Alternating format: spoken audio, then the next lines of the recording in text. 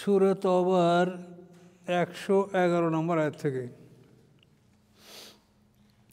আউযু বিল্লাহি মিনাশ শাইতানির রাজিম। ইন্নাল্লাহা আশতারা মিনাল মুমিনিনা আনফুসাহুম ওয়া আমওয়ালাহুম বিআন্না লাহুমুল জান্নাহ ইউকাতিলুনা ফী সাবিলিল্লাহি ফায়াকুতুলুনা ওয়া ইউকতালুন ওয়া'দান আলাইহি হাক্কান ফিত তাওরাতি ওয়াল ইনজিলি ওয়াল কুরআন। আল্লাহ বলেন, নিশ্চয়ই আল্লাহ তাআলা খরিদ করেছেন মুমিনদের থেকে তাদের জীবন এবং তাদের সম্পদ। ইশতারা শব্দের অর্থ খরিদ করা। নিশ্চয়ই আল্লাহ তাআলা খরিদ করেছেন মিনাল মুমিনিনা মুমিনদের থেকে আনফুসাহুম তাদের জীবন ও আমওয়ালাহুম এবং তাদের সম্পদ বিআন্না লাহুম যে নিশ্চয়ই তাদের জন্য জান্নাত, অর্থাৎ জান্নাতের বিনিময়ে মুমিনদের থেকে আল্লাহ তাআলা তার জীবন এবং সম্পত্তি খরিদ করে নিয়েছেন। এখন খরিদ করে নিয়েছেন কি কাজের জন্য, কি করাবেন আল্লাহ? ইউকাতিলুনা ফী সাবিলিল্লাহ, তারা আল্লাহর রাস্তায় লড়াই করবে। ফায়াকুতুলুন ওয়া ইউকতালুন, তারা হত্যা করবে কাফিরদেরকে, ওয়া ইউকতালুন এবং নিজেরা নিহত হবে। এই কাজের জন্য আল্লাহ তাদেরকে তাদের জানমাল খরিদ করেছেন। ওয়াদানা আলাইহি হাক্কান, আল্লাহর উপরে এই প্রতিশ্রুতি সত্য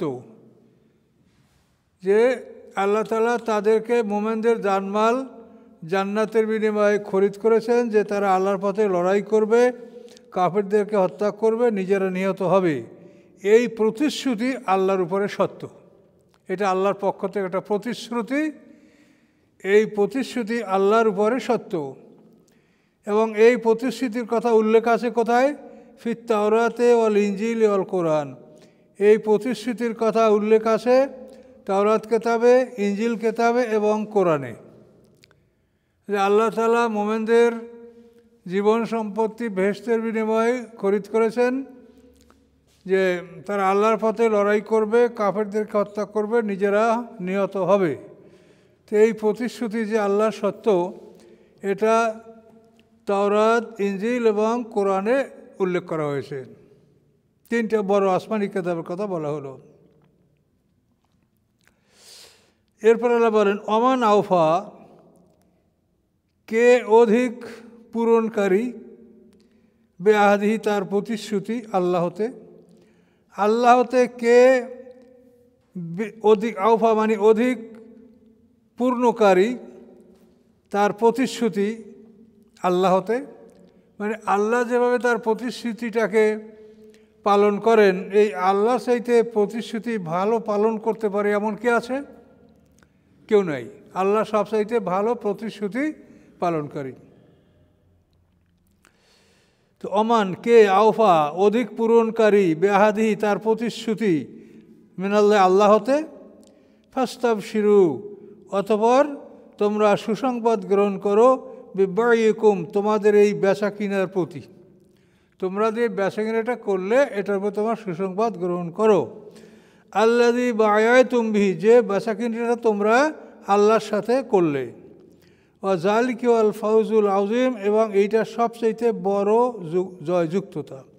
ফাস্তাবশিরু, তোমরা সুসংবাদ গ্রহণ করো, বিবাইকুম তোমাদের এই বেচা কিনার বিষয়ে। আল্লাযী বায়াতুম বিহি, যে বেচা কিনাটা তোমরা করলে আল্লাহর সাথে। যালিকা, এবং ইহা হুয়াল ফাউজুল আযীম, সবচাইতে বড় জয়যুক্ততা, বড় কামিয়াবি। এখন এখানে এর শান নজুল হলো আল্লাহর রসুলের সাথে যে মদিনাবাসীদের যে সন্ধি হয়েছিল, আকাবা সন্ধি। তো এই আকাবার প্রথম সন্ধি 11 হিজরিতে 6 জন আসছিল মদিনা থেকে। তারা আল্লাহ রসুলের সাথে দেখা করলো আকাবা নামী সুরঙ্গ পথে। ওই যে মিনার থেকে, মক্কা থেকে মিনা যে রাস্তাটা, ওইটা আকাবা। ওই আকাবা সুরঙ্গ, এখন তো এটা সুন্দর করে রাস্তা করা হয়েছে। তো ওইটা ওই সময় ওই পথটা ছিল, রাস্তাটা ছিল, কিন্তু পাহাড়িয়া পথ যেরকম সেরকম। তো এই আকাবায় আল্লাহ রসুলের সাথে একাদশ হিজরিতে ইয়াসরিফ শহরের 6 জন আল্লাহ রসুলের দেখা করে এবং তারা ইসলাম গ্রহণ করেন। দ্বাদশ বছরে আবার মক্কার হজের মৌসুমে 12 জন ইয়াসরিফ শহর থেকে মক্কা আসে এবং আল্লাহ রসুলের সাথে ওই আকাবা সুরঙ্গে আলাপ আলোচনা হয়, তারা ইসলাম গ্রহণ করেন এবং তারা একজন ধর্মপ্রচারক আল্লাহ রসুলের কাছে দাবি করেন যে আমাদের সাথে একজন ধর্মপ্রচারক দিন, যে আমাদের মধ্যে দিন প্রচার করবে। তখন আল্লাহ রসুল মাসাব বিন উমার রাদিয়াল্লাহু তাআলা আনহু, এই মাসাব বিন উমার এটা আল্লাহ রসুলের ভাইরা হয়, মানে জয়নব বিনতে জাহাস আল্লাহ রসুলের স্ত্রী, তার বোন হামনা বিনতে জাহাস এর স্বামী হলো এই মাসাব বিন উমার। এনাকে মদিনায় ইয়াসরিবে পাঠানো হলো। তো ইনি আসাদ ইবনে জোরারা বাড়িতে মেহমান হলেন। মেহমান হওয়ার পরে তিনি ওইখান থেকে তার সহযোগিতা নিয়ে মদিনায় ইয়াসরিবে যে আউস এবং খাজরাজ 2টা সম্প্রদায় ছিল তাদের মধ্যে ধীরে ধীরে ইসলামী দাওয়াত দিলেন এবং ম্যাক্সিমাম লোক ইসলামী দাওয়াত কবুল করলো। সর্বশেষ সাদ ইবনে মুআজ আউস গোত্রের নেতা, তিনি যখন ইসলাম গ্রহণ করলেন, গ্রহণ করার পরে তিনি তার জাতির কাছে গিয়ে বললেন যে আমার সাথে তোমাদের কথাবার্তা হারাম, যতক্ষণ না তোমরা এই কলমার প্রতি বিশ্বাস করো এবং আল্লাহ এবং আল্লাহ রসুলের প্রতি ঈমান না আনো, ততক্ষণ পর্যন্ত তোমাদের সাথে আমার কথাবার্তা হারাম থাকবে, বলো তোমরা কী করবে। সবাই ইসলাম গ্রহণ করলো। এইভাবে মদিনা শহরে ইসলাম প্রতিষ্ঠিত হলো। আর এরপরে 13 বছরে এরা 72 জন লোক ইয়াসরিব থেকে আসলো। এই 72 জন লোক তারা আইসা রাসূলকে দাওয়াত দিল যে আমরা আপনাকে মদিনায় নিয়ে যাব। তখন এদের সাথে আল্লাহ রসুল যে সন্ধি করেছিলেন সেটা খুবই একটা মর্মান্তিক। অনেক কথাবার্তা তারা বলেছে যে যে আপনি আমাদের সাথে কি চান আপনি বলুন। আল্লাহ রসুল বলেন যে আমি এতটুকু চাই যে তোমরা যেরকম তোমাদের সন্তান স্ত্রী সম্পদ রক্ষা করো, আমাকেও তোমরা ঠিক ওইভাবে হেফাজত করবে, এর বেশি প্রয়োজন হবে না। তো এর উপরে অনেক কথা কাটাকাটি এবং এই বিষয়টা আল্লাহ রসুলের পক্ষে আব্বাস রাদিয়াল্লাহু তাআলা আনহু এই ইয়াসরিববাসীদের সাথে কথাবার্তা বলেছেন, অথচ আব্বাস রাদিয়াল্লাহু তাআলা আনহু তখন ইসলাম গ্রহণ করেননি। কিন্তু তারপরও রসুলের চাচারা আবু লাহাব ছাড়া সবাই রাসূলকে ভালোবাসতেন। একমাত্র আবু লাহাব, এই বাপসা ছাড়া 10 ভাই আল্লাহ রসুলের, এর মধ্যে এই আবু লাহাব ছাড়া সবাই রাসূলের শুভাকাঙ্ক্ষী ছিলেন। তো আব্বাস রাদিয়াল্লাহু তাদেরকে বললেন যে তোমরা আমার ভাতিজাকে নিতে চাচ্ছ, তোমরা কি জানো যে তাকে নিলে তোমাদের পরিণতিটা কি হবে? যে সাদা কালো সবাই তোমাদের বিরুদ্ধে লড়াই করবে, সমগ্র আরবের কাফের মুশরিকরা তোমাদের বিরুদ্ধে লড়াই করবে। তোমরা সেই লড়াই করে সেই বিপদের ঝুঁকি নিয়ে তোমাদের স্ত্রীরা বিধবা হবে, সন্তানরা ইয়াতিম হবে, এই ঝুঁকি নিয়ে তোমরা কি মুহাম্মদ সাল্লাল্লাহু আলাইহি ওয়াসাল্লামকে নিবে? তোরা ঘাবড়ে গেল যে আসলেই তো তাই। তখন ওরা আপোষে কথা কাটাকাটি করলো। কথা কাটাকাটির পরে ওরা বলল যে আমরা এটা করব, আমাদের জীবন সম্পদ সব কিছু যদি আমাদের ধ্বংস হয় তারপরও আমরা মুহাম্মদ সাল্লাল্লাহু আলাইহি ওয়াসাল্লামকে হেফাজত আমরা করব। তো এইভাবে যখন তারা আল্লাহ রসুলের সাথে হাত বাড়ায় দিয়া শপথ করলেন, এই শপথ করার পরে আল্লাহ তাআলা এই আয়াত নাযিল করলেন যে যারা এইভাবে আল্লাহ রসুলের সাথে প্রতিজ্ঞা আবদ্ধ হয়েছে, আল্লাহ তাআলা এই মুমিনদের জীবন সম্পত্তি জান্নাতের বিনিময়ে খরিদ করে নিয়েছেন এবং তারা আল্লাহর পথে লড়াই করবে, নিজেরা কাফেরদেরকে হত্যা করবে, নিজেরা নিহত হবে এবং এই প্রতিশ্রুতি তাওরাত, ইনজিল, কোরআনে বিদ্যমান রয়েছে। এভাবে এই আয়াত নাযিল হয়। তো এখানে আপনারা সিরাত গ্রন্থে এটা আরও বিস্তারিত দেখবেন, সে আর তাফসির গ্রন্থ বিস্তারিত আছে। এখানে বিষয়টা হলো আল্লাহ বললেন যে তোমরা সুসংবাদ গ্রহণ করো এই বেচা কিনা যেটা তোমরা করলে। এই বাই মানে বেচা কিনা, বা এর থেকে বায়াত, এই যে বায়াত করে না বায়াত, এই বাইক শব্দটা কিন্তু এইখান থেকে বায়াত, বেচা কেনা করা, অর্থাৎ আমাদের জীবন সম্পত্তি আল্লাহর কাছে বিক্রি করে দিলাম, আমরা আল্লাহর গোলাম হয়ে গেলাম, আমাদের কিছু নাই, এটার নাম হলো বায়াত। কিন্তু আমরা দেখি এখন এখানে সেখানে বায়াত হচ্ছে, পীরের দরবারে বায়াত, দলীয় বায়াত, তমুক বায়াত, তমুক বায়াত। তো প্রকৃত বায়াত হলো আল্লাহর কাছে জীবন সম্পত্তি বিক্রি করে দেওয়া। তারপর আর একটা আছে আনুগত্যের বায়াত, যেটা আল্লাহ কোরআনে বলেছেন যে আতিউল্লাহ ওয়া আতিউর রাসুল্লাহ ওয়া উলিল আমরে মিনকুম, তোমরা আল্লাহর আনুগত্য করো, তার রাসুলের আনুগত্য করো, এবং তোমাদের আদেশের মালিক যারা নেতা তাদের আনুগত্য করো। এই আনুগত্যটা হলো মানে নেতাদের আনুগত্য করা। এখানে বাইয়াত না, যেটা বেচা কিনা তা না, আনুগত্যের বায়াত। আতিউ মানে আনুগত্য করো। তা যে আপনার যে নেতা নির্বাচিত হবে মিনকুম, সে নেতা কিন্তু তোমাদের মধ্যে হতে হবে, তোমাদের বাইরের থেকে না, তোমাদের মধ্য থেকে, মিনকুম। তাহলে যুদ্ধ বিগ্রহ বা কোনো বিষয়ে হলো এইসব নেতা হলো যারা রাষ্ট্রীয় ক্ষমতার মালিক। তারা এই যাদেরকে বলা হয়েছে আতিউল্লাহ আতিউর রাসুল্লাহ উলিল আমরে মিনকুম, এই উলিল আমর হচ্ছে যারা রাষ্ট্রীয় ক্ষমতার মালিক, তারা প্রকৃতপক্ষে উলিল আমর। রাষ্ট্রীয় ক্ষমতার মালিক না হলে কেউ আদেশের মালিক হতে পারে না। আমরা কি আদেশ দিতে পারি কাউকে? আমরা পারি অনুরোধ করতে, অনুরোধ বিল মারুফ আর অনুরোধ আনিল মুনকার। ভালো কাজে অনুরোধ, মন্দ কাজে না করার অনুরোধ, এটা আমরা করতে পারি। কিন্তু আদেশ দেওয়ার ক্ষমতা আমাদের নেই, সেটা হলো যারা ক্ষমতার মালিক তারা। এই জন্য এই উলিল আমরের কথা বলা হয়েছে। তো উলিল আমরের আনুগত্য করতে বলা হয়েছে। আর বাইয়াত যেটা বেচা কিনে, এটা কিন্তু আপনার আল্লাহর সাথে। দুইটা জিনিসের ব্যবধানটা বোঝেন। বাইয়াত অর্থাৎ আপনার বেচা কিনা জীবন সম্পত্তি আল্লাহর কাছে আপনি বিক্রি করে দিলেন, এটা আল্লাহ ছাড়া এই আপনার জীবন সম্পত্তি কেউ খরিদ করার ক্ষমতা রাখে, বেহেশত দেওয়ার ক্ষমতা রাখে? এটা একমাত্র আল্লাহ এটা করতে পারেন, আল্লাহ ছাড়া কারো এই ক্ষমতা নাই। কাজে এটা হলো প্রকৃত বাইয়াত। এখন আপনি পীরের দরবার বাইয়াত করলেন, কিসের বাইয়াত? হ্যাঁ, বাইয়াত তো মানে যদি এই বাইয়াত তো আর হবে না যে আনুগত্য করতে পারেন, যে আমি আপনার আনুগত্য করব, সেটা শরিয়ত সম্মতভাবে যদি সে সম্পূর্ণ শরিয়ত সম্মতভাবে কাজকর্ম করে, তাহলে তার আপনি আনুগত্য করবেন, এই জন্য বলতে পারেন। কিন্তু তারা তো বিষয়টা বুঝে বলবে যে প্রকৃত বাইয়াত হলো তোমার আল্লাহর সাথে। এই বাইয়াত না করার মতো মুসলমানই না, বুঝতে পারছেন? আল্লাহর সাথে যতক্ষণ পর্যন্ত আপনি এই বাইয়াত না করবেন, ততক্ষণ পর্যন্ত আমি মুসলমানই না। তার কারণ এটা তো একটা বিরাট ব্যাপার। আল্লাহ বলছে যে তোমার জীবন সম্পত্তি বেহেশতের বিনিময়ে আমার কাছে বিক্রি করো।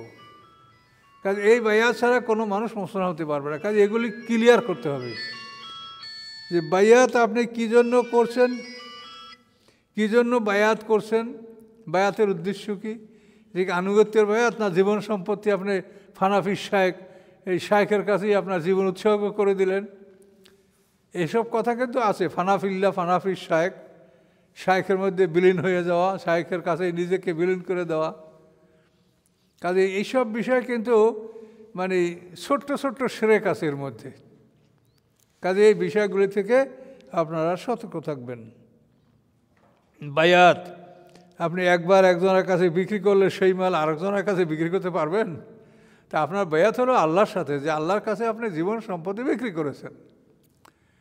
এই বায়াত আল্লাহ ছাড়া কারো সাথে এটা হতে পারে না। এবং অন্যান্য যেটা, সেটা হল উলিল আমর, ক্ষমতার মালিক যারা, আদেশের মালিক যারা, তাদের আপনি আনুগত্য করবেন, এইটা বায়াত করতে হবে। যেমন খেলাফতের বায়াত, ইনি আমাদের খেলাফতের মানে রাষ্ট্রীয় প্রধান, আমরা তার আনুগত্য করবো, এটা আনুগত্যের বায়াত। এটা বাইয়াত না মানে ওই বাইয়াত না যে আপনি তার কাছে জীবন সন্ধি বিক্রি করলেন, সেটা না, ওটা হচ্ছে আনুগত্যের বায়াত। কাজে এই বিষয়গুলি বুঝতে হবে।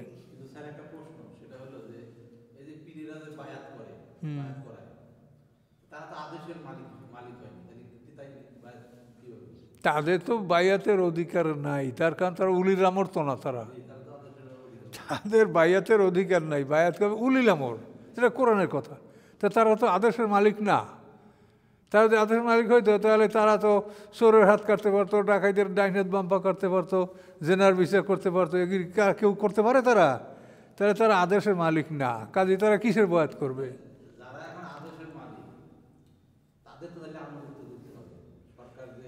হ্যাঁ, যারা আদেশের মালিক তো মিনকুম, তারা তো আমাদের এতদিন যারা আদেশের মালিক এত মেনকুম ছিল না, এখন সামনে যারা মালিক হবে তারা কিভাবে হবে তাও তো আল্লাহ জানে। এখানে তো মেনকুম কথাটা তোমাদের মধ্যে হতে হবে। আপনার এখানে একটা লোক আছেন, এর মধ্যে একজনকে আপনারা পরিচালনার দায়িত্ব দেবেন এবং তার আনুগত্য আপনারা করবেন, মেনকুম তোমাদের মধ্যে হতে। কাজে আদেশের মালিকটা তো আপনাদের মধ্যে হতে হবে। শুনেন, কোরআনে যা আছে এই পর্যন্তই যথেষ্ট হওয়া উচিত। আর যত পেঁচাবেন ততই আজে বাজে কথা আসবে, অপ্রাসঙ্গিক অপ্রয়োজনীয় কথা আসবে। আর কোরআনে আছে সংক্ষেপ কথা, এখানে অত কোনো পেঁচাপেচি নেই, পরিষ্কার কথা। তুমি আল্লাহর কাছে জীবনসাথী বিক্রি করো, আর তোমার নেতা, তোমরা যাকে নেতা নির্বাচন করছো সেই নেতার তুমি আনুগত্য করবে। সেখানে তো বেচাকেনের কথা বলা হয় নাই। আতিউল্লাহ মানে কি? আল্লাহর আনুগত্য করো।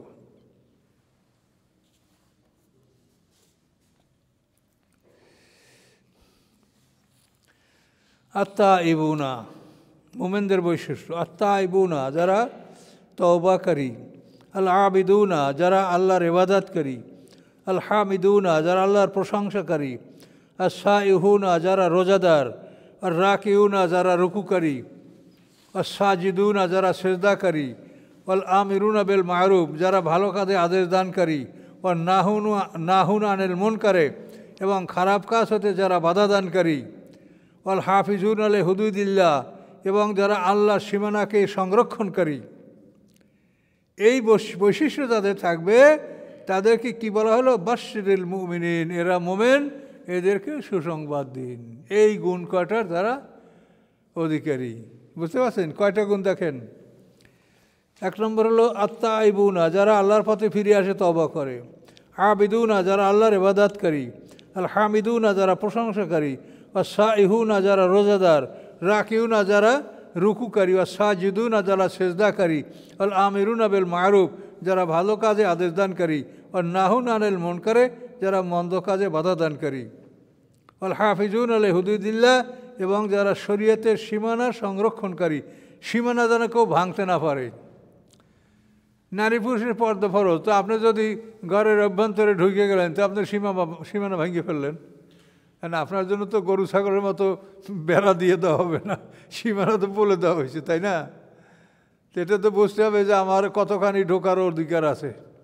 কে এই জন্য বেড়াইতে গিয়ে একেবারে রান্নাঘরে দিয়ে বেআইনকে খোঁজ করবেন, এরকম অবস্থা কিন্তু হয়। এটা সীমানা, শরীয়তের সীমানা।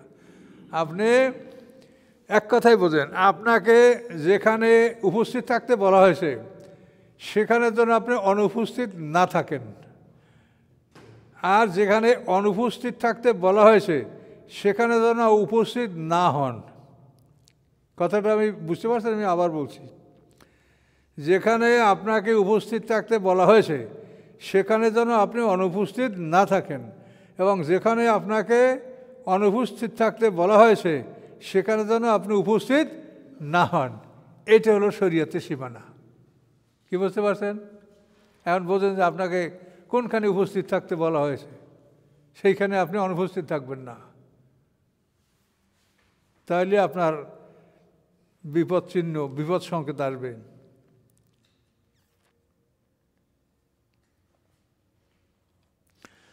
মা কান আলেন নবী আল্লাযীন আমানু, বৈধ নয় নবীর জন্য, আল্লাযীন আমানু এবং যারা মোমেন তাদের জন্য, আইয়াস্তাগফিরু লিল মুশরিকিনা যে তারা ক্ষমা প্রার্থনা করবে আল্লাহর কাছে মুশরিকদের জন্য, ওয়ালাউ কানু যদিও হয় সেই মুশরিকরা উলি করবা তাদের নিকটতম আত্মীয়। উলি মানে ওয়ালা, নিকটওয়ালা অর্থাৎ নিকটতম আত্মীয়। মেম বাদে মা, এর পরেও তাবাইয়ান আলম স্পষ্ট হয়ে গেছে তাদের জন্য, আন্নাহুম আসহাবুল জাহিম যে নিশ্চয়ই তারা জাহিমের অধিবাসী। তারা জাহিমের অধিবাসী, এই বিষয়টা স্পষ্ট হয়ে যাওয়ার পরে কোনো মোমেন যেন তার নিকটতম আত্মীয় স্বজনদের জন্য আল্লাহর কাছে ক্ষমা প্রার্থনা না করে। এটা আল্লাহ বলছেন। পিতামাতা অমুসলিম হিসাবে মারা গেছে এবং যেটা নিশ্চিত হয় যে তারা অমুসলিম হিসাবেই মারা গেছে, তাদের জন্য ক্ষমা প্রার্থনা করতে আল্লাহ বারণ করেছেন। বাদামা তাইবেরম আন্নম আসহাবুল জাহিম। এখন আল্লাহ বলে একটা ব্যতিক্রম, অমাকানা ইস্তেগফার ইব্রাহিমা, ছিল না ক্ষমা প্রার্থনা ইব্রাহিম আলাইহিস সালামের লি আবিহে তার পিতার জন্য, ইল্লা ব্যতীত আন মাওয়াদাতান একটা প্রতিশ্রুতি, ওয়াদাহা ইয়াহু যে প্রতিশ্রুতি তিনি দিয়েছিলেন তাকে। ইব্রাহিম আলাইহিস সালাম তার বাবাকে বলছিলেন সাস্তাগফিরুল্লাকা, যে আমি আপনার জন্য ক্ষমা চাবো। দাওয়াত দিল, দাওয়াত স্বীকার করলো না, তখন ইব্রাহিম সালাম বললেন আপনার জন্য আমি আল্লাহর কাছে ক্ষমা চাবো। এটা একটা প্রতিশ্রুতি ছিল, সেই জন্য ইব্রাহিম আলাইহিস সালাম তার পিতার জন্য ক্ষমা চেয়েছেন। এখন আল্লাহ বলছেন যে এইটা তোমরা করবে না, ওটা তার একটা প্রতিশ্রুতি ছিল, সেইটা পালন করার জন্য ইব্রাহিম আলাইহিস সালাম তার বাবার জন্য ক্ষমা চেয়েছিলেন। কিন্তু যখন ইব্রাহিম আলাইহিস সালাম বুঝতে পেরেছেন যে তার বাবা ইসলামের দুশমন, আল্লাহর শত্রু, জাহান্নামী, তখন তার জন্য প্রার্থনা করা তিনি বন্ধ করে দিয়েছিলেন, তারপর আর করেননি। দেখেন, ফালাম্মা তাবাইয়ানা লাহু, অতঃপর যখন তাবাইয়ানা লাহু স্পষ্ট হয়ে গেল তার জন্য, আন্নাহু আদুবুল্লিল্লাহ নিশ্চয়ই সে দুশমন আল্লাহর, এটা যখন প্রমাণ হয়ে গেল, তাবার মিনহু ইব্রাহিম আলাইহিস সালাম ফিরে আসলেন তার থেকে। ইব্রাহিম আলাইহিস সালাম তার থেকে ফিরে আসলেন, অর্থাৎ তার জন্য আর ক্ষমা প্রার্থনা করলেন না। ইন্না ইব্রাহিমা, নিশ্চয়ই ইব্রাহিম আলাইহিস সালাম লা আওয়াহুম হালিম, তিনি ছিলেন ক্রন্দনশীল নরম আত্মাবশিষ্ট, হালিম এবং চরম ধৈর্যশীল। ওমা কান আল্লাহ লিউদিল্লা কওমান, নন আল্লাহ তাআলা নহেন যে লিউদিল্লা কওমান, যে তিনি পথভ্রষ্ট করবেন একটা জাতিকে, বাদা পরে, এজ হাদাহুম, যে তাদেরকে হেদায়েত দান করেছেন। হেদায়েত তো আমাদের সবাইকে দান করেছেন। আল্লাহ তাআলা প্রশ্ন করছেন আলাস্তু বিরাব্বিকুম, আমরা জবাব দিয়েছি। তো এই হেদায়েত দান করার পরে আল্লাহ তাআলা নন যে কোনো জাতিকে তিনি পথভ্রষ্ট করবেন, হাত্তা ইউবাইয়িনা লাহুম মা ইয়াত্তাকুন, যতক্ষণ না স্পষ্ট হয়ে যায় তাদের জন্য মা ইয়াত্তাকুন, যে কোন জিনিস থেকে তাদেরকে সাবধান হতে হবে। কি জিনিস থেকে সাবধান হতে হবে এইটা স্পষ্ট বয়ান না করে আল্লাহ তাআলা তাদেরকে বিপদগামী করেন না। বিপদগামী করার আগে অবশ্যই আল্লাহ তাআলা হেদায়েতের পথগুলি তাদেরকে দেখাবেন, বুঝাবেন। সেইটা দেখবে না, বুঝবে না, মানবে না, তখন আল্লাহ তাআলা তাকে বিপদগামী করেন। তাহলে আল্লাহ তাআলা এমনিই কাউকে বিপদগামী করেন না, এই একটা কিন্তু খুব গুরুত্বপূর্ণ। দেখেন, ওমা কান আল্লাহু, নন আল্লাহ তাআলা লিউদিল্লা কওমান, যে তিনি বিপদগামী করবেন একটা জাতিকে, বাদে হাদাহুম, এরপরে যে তিনি তাদেরকে হেদায়েত দান করেছেন, হাত্তা যতক্ষণ না ইউবাইয়িনা লাহুম স্পষ্ট হবে তাদের জন্য, মা ইয়াত্তাকুন কোন বিষয় থেকে তাদেরকে সতর্ক হতে হবে, এটা স্পষ্ট না হওয়া পর্যন্ত আল্লাহ তাআলা তাদেরকে বিপদগামী করেন না। এটা স্পষ্ট হবে, তারপর অমান্য করবে, তারপর আল্লাহ তাদেরকে বিপদগামী করবেন। ইন্নাল্লাহ বিকুল্লি শাইইন আলিম, নিশ্চয়ই আল্লাহ তাআলা সব কিছু সম্পর্কে অবগত আছেন। ইন্নাল্লাহ লাহু মুলকুস সামাওয়াতি ওয়াল আরদ, নিশ্চয়ই আল্লাহ তাআলা লাহু, তিনি মালিক, তিনি তার জন্য মুলক রাজত্ব, সার্বভৌমত্ব আকাশসমূহের এবং পৃথিবীর। ইউহি, তিনি জীবিত করেন, ওয়ুমীত এবং মৃত্যু দান করেন। এই জীবন এবং মৃত্যু এটা আল্লাহ ছাড়া আর কেউ করতে পারেন। এটা বারবার তিনি এই কথাই বলেন, ইউহি ওয়ুমীত, তিনি জীবন দান করেন, মৃত্যু দান করেন। ওমা লাকুম মিন দুনিল্লাহি মিন ওয়ালি, নাই তোমাদের জন্য মিন দুনিল্লাহি, আল্লাহর মোকাবেলায়, আল্লাহর পরিবর্তে, মিন ওলি, কোনো অভিভাবক, কোনো রক্ষক, ওয়ালা নাসির, এবং না কোনো সাহায্যকারী। রক্ষকও নাই, সাহায্যকারীও নাই। লাকাদ তাবাল্লাহু আলান নবী ওয়াল মুহাজিরিনা, অবশ্যই ফিরে আসলেন আল্লাহ তাআলা আলান নবী, নবীর প্রতি, ওয়াল মুহাজিরিনা, এবং মুহাজিরদের প্রতি, ওয়াল আনসার, এবং আনসারদের প্রতি। আল্লাহ ফিরে আসলেন দয়া নিয়া। কারা? আল্লাযিনা তাবাউহু ফি সাআতিল উসরে, যারা অনুসরণ করেছিল রাসূল সাল্লাল্লাহু আলাইহি ওয়াসাল্লামের ফি সাআতিল উসরে, কঠিন সময়, কঠিন মুহূর্তে, অর্থাৎ তাবুক যুদ্ধ, এটা ছিল একটা কঠিন সময়, গরমের মৌসুম, 15 দিন যেতে 15 দিন আসতে, 1 মাস যাতায়াতেই সময় লাগবে, বিরাট সাতের কঠিন সময়। মেম বাদেমা, ইহার পরেও যে কাদা ইউজিগু নিকটবর্তী হয়েছিল যে বাঁকা হবে, বক্রতা অবলম্বন করবে, কুলুবু ফরিকে মিনহুম তাদের মধ্যে হতে এক দলের, তাদের মধ্যে হতে এক দলের অন্তরটা বাঁকা হয়ে যাবে যে তারা যুদ্ধে যাবে না, এরকম একটা মনোভাব সৃষ্টি হবে। কিন্তু আল্লাহ তাআলা তাদেরকে স্থির রেখেছেন, তারা যুদ্ধে অংশগ্রহণ করেছে। সুম্মা তাবা আলাইহিম, অতঃপর আল্লাহ তাআলা তাদের দিকে ফিরে আসলেন, তাদের তওবা কবুল করলেন। ইন্নাহু বিহিম রাউফুর রহিম, নিশ্চয়ই আল্লাহ তাদের প্রতি অতি করুণাময়, অতি দয়ালু। কিছু মানুষ যুদ্ধে যাওয়ার জন্য ভয় করতেছিল যে যাব না, এত কষ্ট করব না, কিন্তু আল্লাহ তাআলা তাদের দিক দয়া নিয়ে ফিরে আসেন, ফলে তারা যুদ্ধে অংশগ্রহণ করেছে। আচ্ছা, এই যে লাকাত তাবা, এই তাবার সাথে এই আয়াত ওয়ালা সালার সাথে এই আরও এই 3 ব্যক্তির উপরে আল্লাহ তাআলা তওবা কবুল করেছেন বা তাদের প্রতি দয়া নিয়ে ফিরে এসেছেন। এটাকে বলে আতফ, মানে ওইটার সাথে সম্পৃক্ত। লাকাত তাবা, নিশ্চয়ই আল্লাহ তওবা কবুল করেছেন, ফিরে এসেন দয়া নিয়ে। ও আলা সালা সাথে উপরে আরও 3টা মানুষের উপরে আল্লাহ দয়া নিয়ে ফিরে আসেন। আল্লাযিনা খুল্লিফু, যাদের বিষয়টা মুলতবি রাখা হয়েছিল,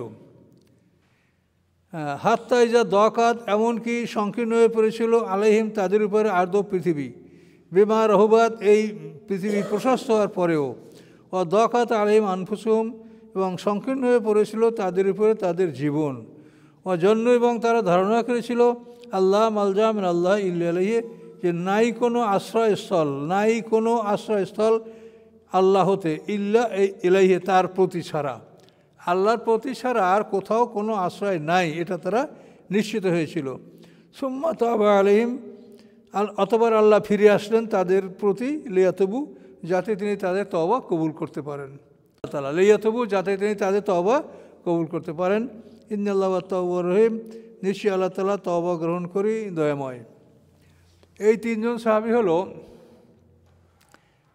কাব ইবনে মালিক, হেলাল ইবনে উমাইয়া, মেরারা ইবনে রবিয়া।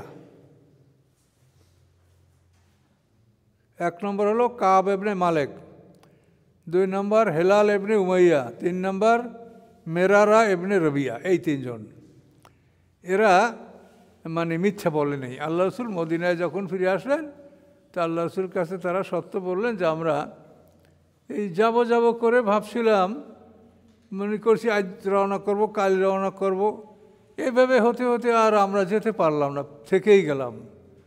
আল্লাহ রসুল চলে গেলেন তাবুকে। প্রতিমধ্যে কাব ইবনে মালিক, ইনি বড় নেতৃস্থানীয় সাহাবী।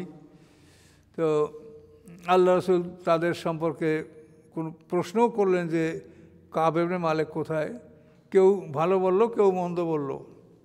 কেউ বললে যে আরাম করছে, অন্যরা বলে যে না, তার মধ্যে কোনো খারাপ কিছু দেখিনি। এই 3টা লোকের ব্যাপারে 50 দিন পর্যন্ত তাদের বিষয়টা মুলতবি ছিল। 50 দিন পর তাদের তওবা কবুল হয়েছে, এই 3 ব্যক্তির। তো কাব ইবনে মালিক যখন আল্লাহ রসুলের কাছে তার ভুল স্বীকার করলেন, তখন আল্লাহ রসুল তাদেরকে বললেন যে ঠিক আছে, যাও, আল্লাহ কি ফয়সালা দেয় তোমাদের তা দেখা হবে। তো আল্লাহ রসুল সাহাবাদেরকে বলে দিলেন যে এদের সাথে তোমরা সালাম কালাম করবে না। তো এরা এতই মানে লজ্জিত হয়ে পড়লেন, পৃথিবী তাদের উপরে সংকীর্ণ হয়ে পড়ল যে কেউ তাদের সালাম দেয় না, এবং সালাম দিলে তার জবাব দেয় না। তো এইভাবে 40 দিন তাদের পার হচ্ছিল।